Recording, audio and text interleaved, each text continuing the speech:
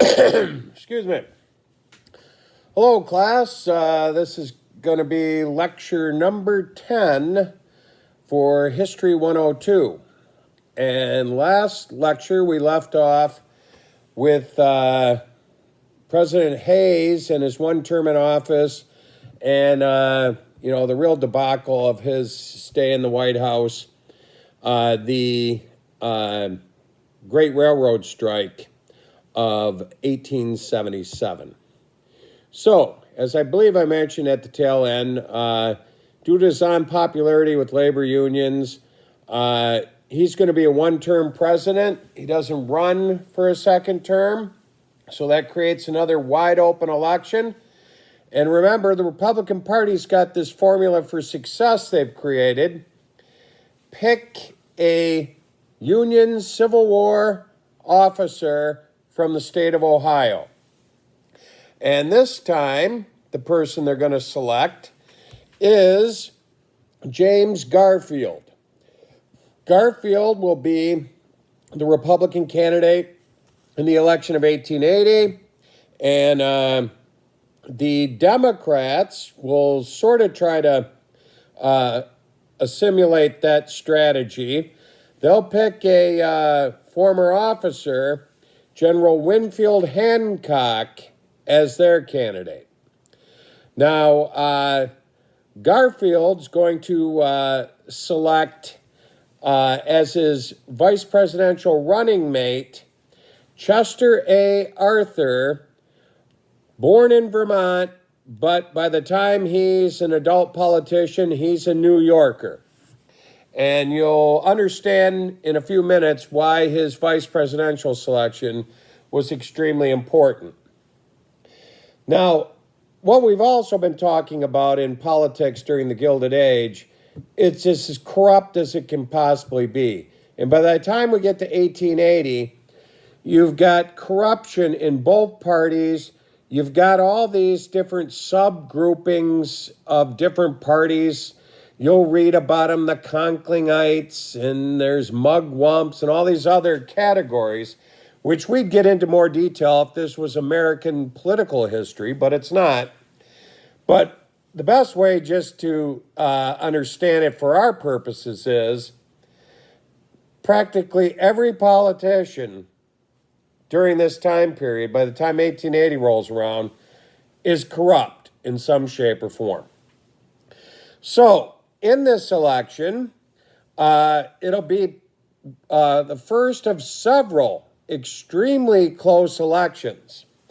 And another thing that you need to understand about what's going to go on throughout the decade of the 1880s and the 1890s, America's going to experience its greatest voter turnout in its history. We're going to have voter turnout of eligible voters. Granted, there are a lot of people not eligible, like women and blacks are going to have the vote taken away from them, especially in the South. But as far as eligible voters go, we're going to see voter turnouts in the 80 percentile range, which today, in our present political world, if we were to get a turnout in this upcoming 2020 fall election that surpassed 60%, people would be dancing in the streets because that would be extremely high. Typically, the voter turnout of eligible voters is somewhere in the neighborhood of around 50% and sometimes less, unfortunately. So, just a little word to everybody. Vote.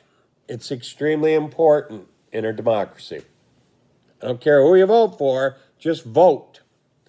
So, Garfield will end up defeating Winfield Hancock by 39,000 votes.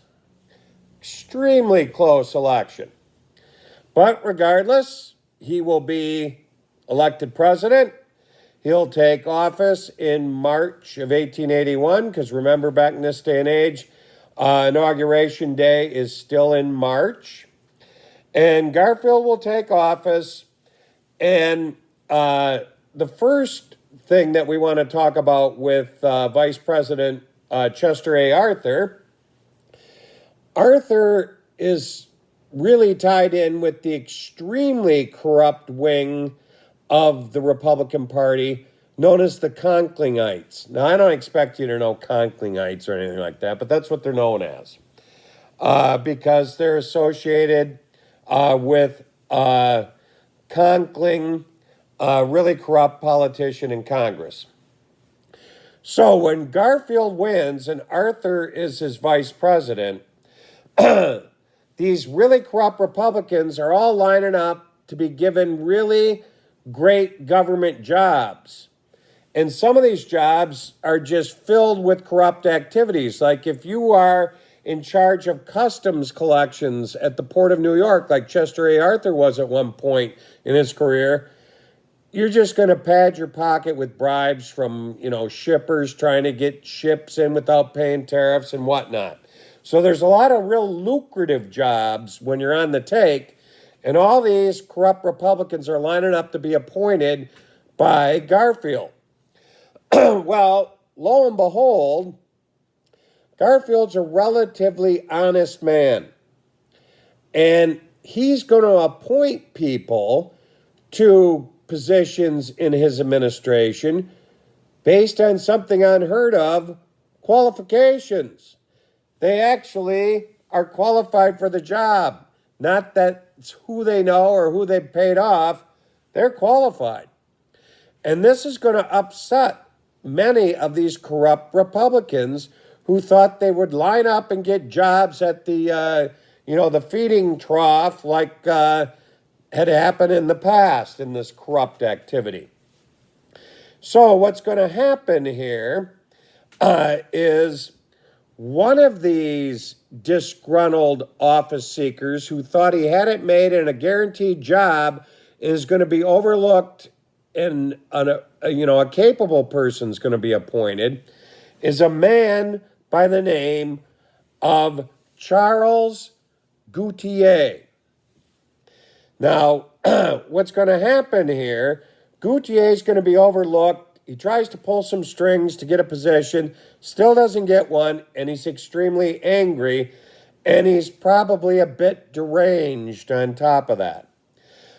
So, what's going to happen here in July of 1881, Charles Gautier will approach Garfield, who's walking on the streets of Washington, D.C.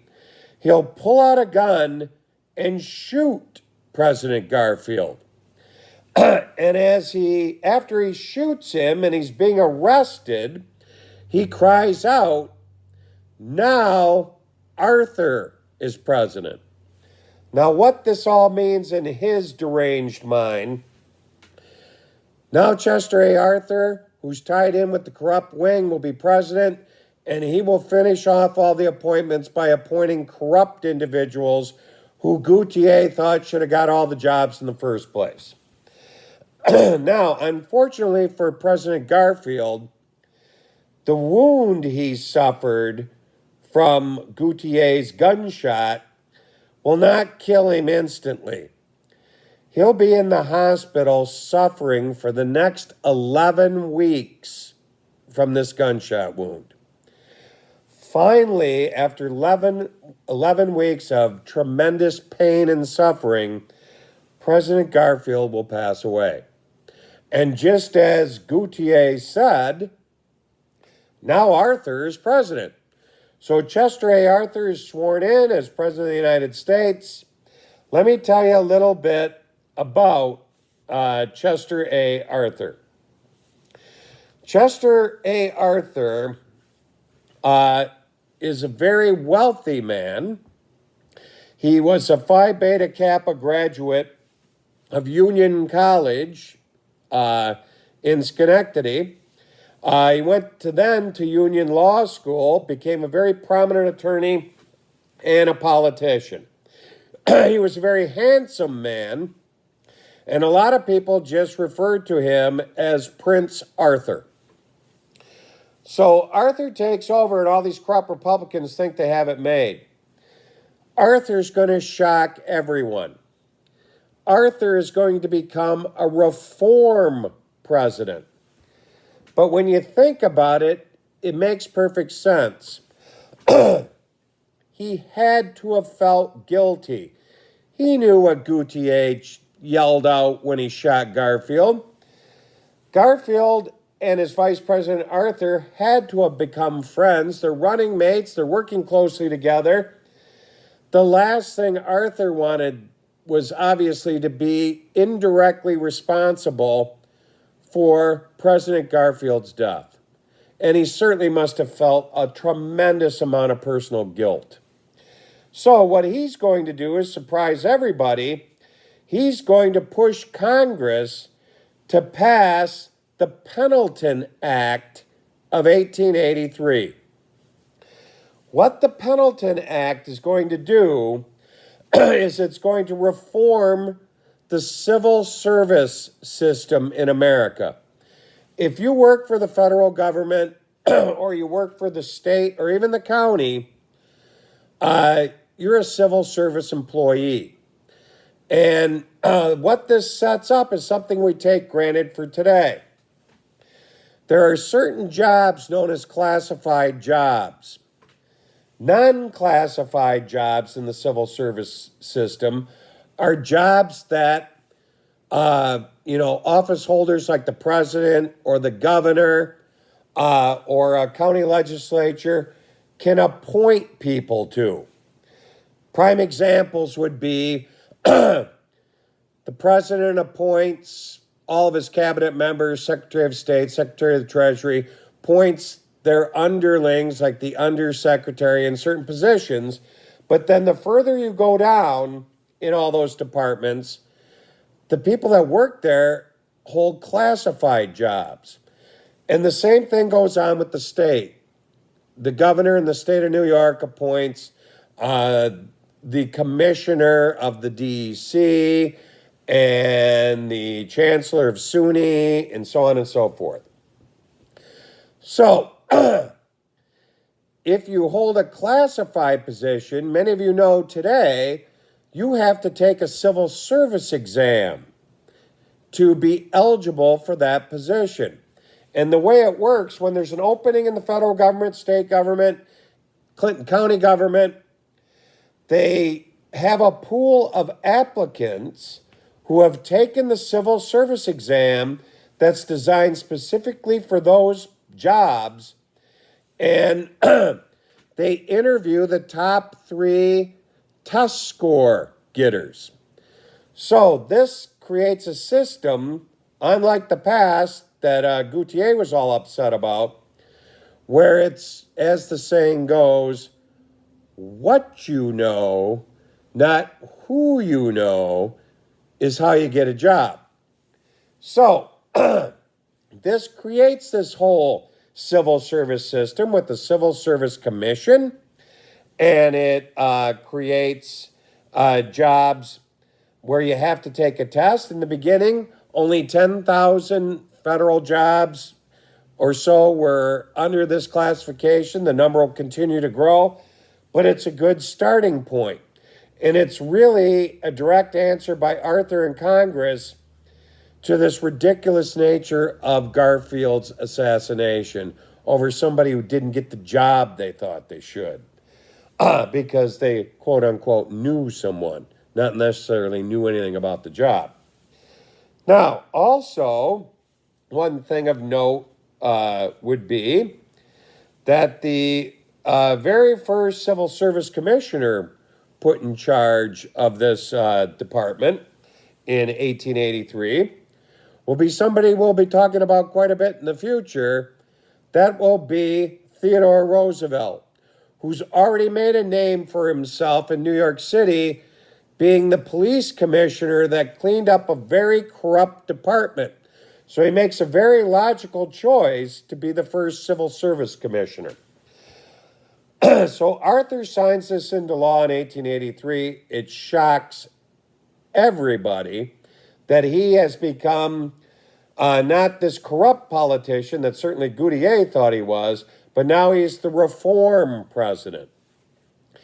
Now, this action by Aarthur will end up costing him dearly in the political realm.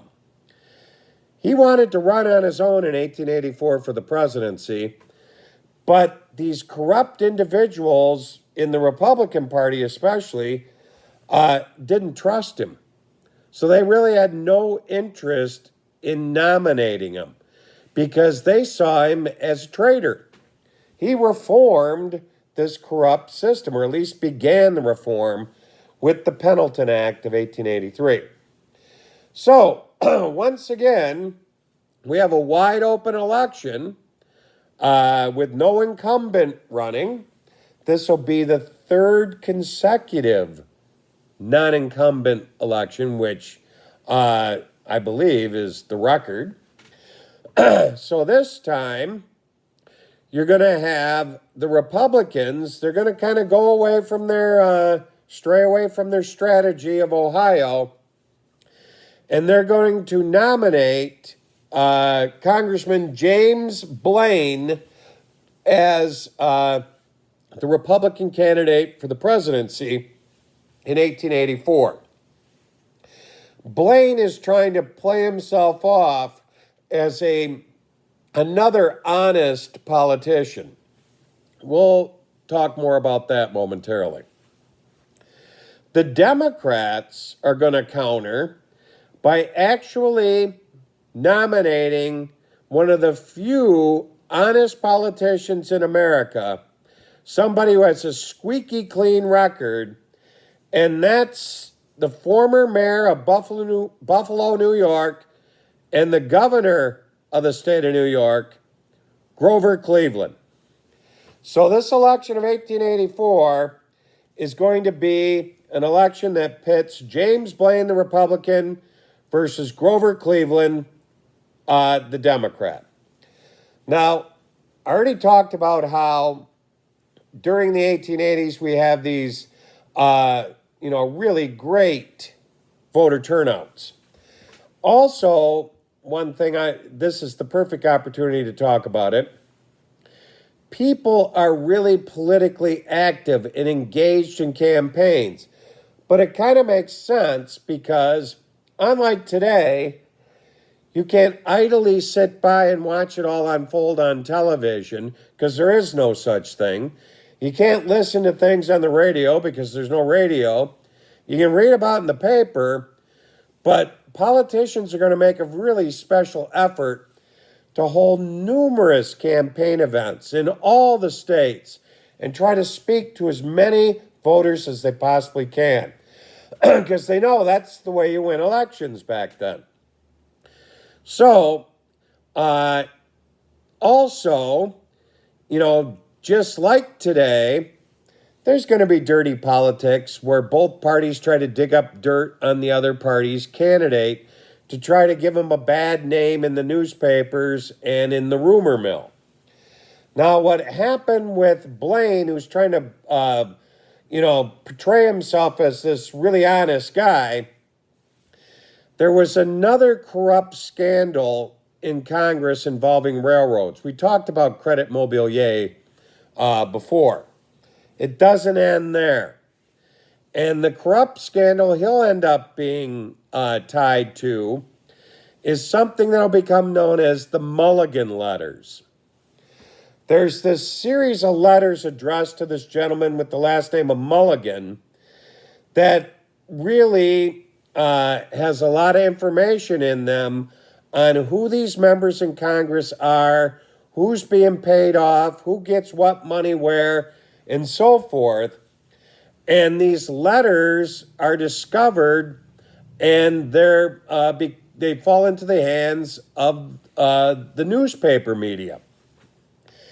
Now, the Mulligan Letters, each one of them ends with the same phrase. At the very end of each one of these letters, it says, "Burn this letter." So supposedly what Mulligan was supposed to do, read the letter, which gave him instructions to pay this politician this amount at this place and whatnot, memorize it, and then throw it into his fireplace to destroy the evidence. Well, he didn't know how to follow directions. He kept the letters, and they were found and it uncovers this whole scandal. One of the politicians being paid off was Blaine. So when the Democrats lay their hands on this information, they're going to really use it to their advantage. Now, the Republicans know the Democrats have this damning information, so they got to counter it. So they go and try to look into Cleveland's background as mayor of Buffalo, governor of New York, to find some sort of corrupt dirt on him. As I mentioned before, he's this elusive person. He's an actual honest politician. They look through everything and they can't find a thing on Cleveland. The only thing they uncover in looking into his background is that Cleveland had an illegitimate son. Now, back in this day and age, an illegitimate son was obviously commonly known as a bastard. So there was a bastard son of Grover Cleveland.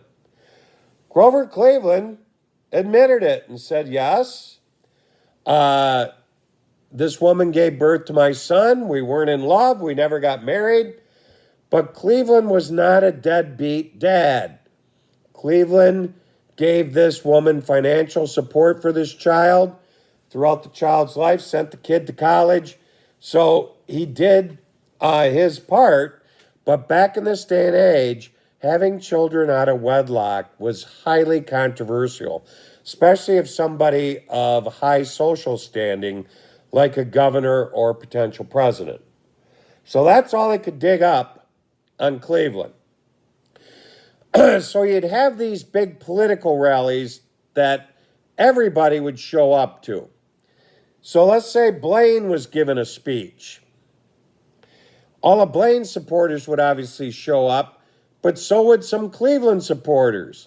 And you could always hear them marching towards the rally site because they'd be chanting, "Burn this letter, burn this letter," which translates to, Blaine is nothing but a corrupt bum.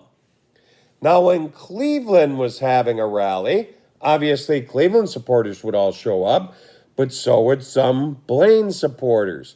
And you could hear them marching towards the rally because they would chant, "Where's my pa? Where's my pa?" referring to Grover Cleveland's illegitimate son. So dirty politics have been around forever, as I've tried to tell you, and this campaign's no different. So this election is going to be even closer than the last one, where the candidates were separated by 39,000 votes. And it's all going to boil down to the state of New York. Now, you'd think Cleveland would have the state of New York in his back pocket. He's the former mayor of Buffalo and the governor.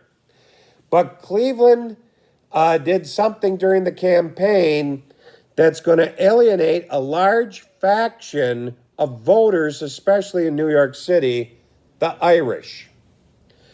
He's going to make a statement on the campaign trail that if elected, he believed it was high time to normalize relations with England.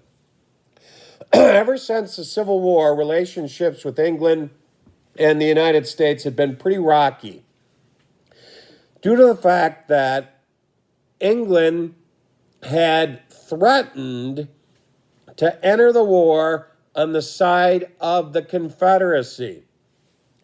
And the thing that really stopped them from doing that was Gettysburg. So, the United States and England had pretty cool relationship. Cleveland says, hey, come on now. Civil War's been over for nearly 20 years. High time we normalize relations with England. The Irish did not like this. If you know anything about the relationship of the Irish and England, your typical Irishman, especially back in this day and age, hated England and everything it stood for because England colonized them way back in the 1600s. And they never forgave them for their brutal treatment. And they didn't want to be part of the British Empire. So your typical Irish American male voter hated England and everything it stood for. They didn't want to normalize relations with their dreaded enemy. So this was costing Cleveland support, especially in New York City. Blaine decided to try to capitalize on that and hold a big rally a few weeks before the election in New York City.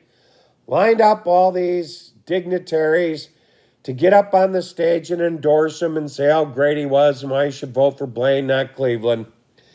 And one of the last people to endorse him was a pretty prominent Protestant minister in New York City.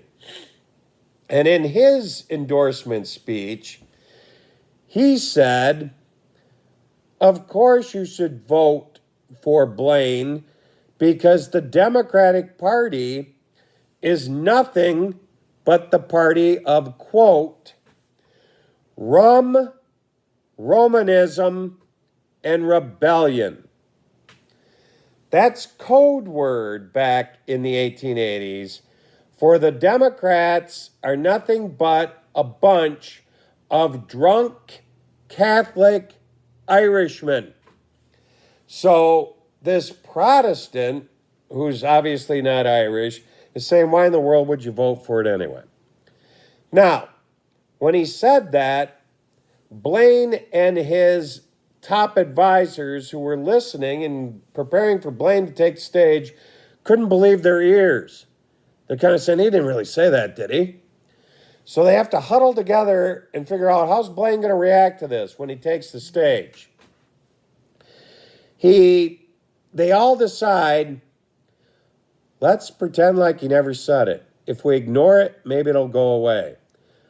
Well, that typically isn't a good strategy, and it wasn't this time.